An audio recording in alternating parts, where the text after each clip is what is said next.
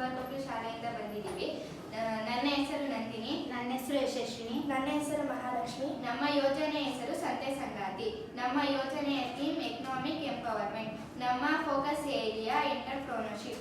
ನಮ್ಮ ಒಂದು problem statement ಏನಂದ್ರೆ, ಮನೆಗೆ ಬೇಕಾದ ಅಗತ್ಯ ವಸ್ತುಗಳಾದ ದಿನಸಿ ಸಾಮಗ್ರಿಗಳು, ತರಕಾರಿಗಳು, ಹಣ್ಣುಗಳು, ಹಾಲುಗಳು ಇವುಗಳನ್ನು ತರಬೇಕಾದರೆ ಉಂಟಾಗುವ ಸಮಸ್ಯೆಗಳು ಹಾಗೂ ದಿನನಿತ್ಯ ಬಳಕೆಯಾಗುವ ಪ್ಲಾಸ್ಟಿಕ್ ಕಸದ ಉತ್ಪಾದನೆ.